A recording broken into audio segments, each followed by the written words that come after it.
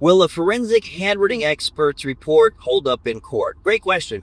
If you're going to spend $5,000 or $10,000 on a forensic expert report on anything, blood, bone, age, hair analysis, you definitely want it to hold up in court. But here's the weird thing about that question is reports can't go to court. Experts and human beings go to court. That's one of the interesting things about AI is AI will never replace an expert because an AI can't testify.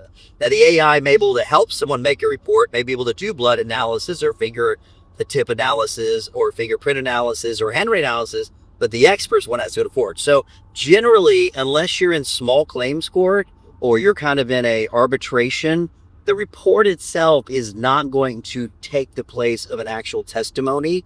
It's going to be a human being. But if you are in the pre-stages of a court case, a report is essential to helping negotiate to create a settlement, or in many cases, completely back off together.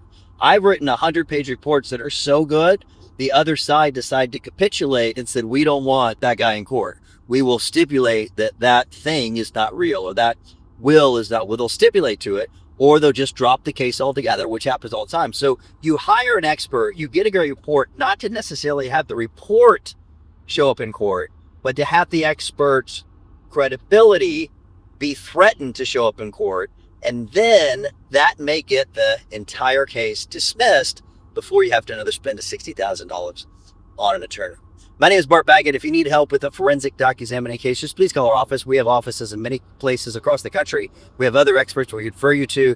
And I promise you, if it involves a question document or an altered document or signature, somebody in my office can help you solve that $1 million forgery problem. Go to handwritingexpertsusa.com. My name is Bart Baggett. Hit like and subscribe, and I'll tell you more war stories from the courtroom and the forensic side. Bye now.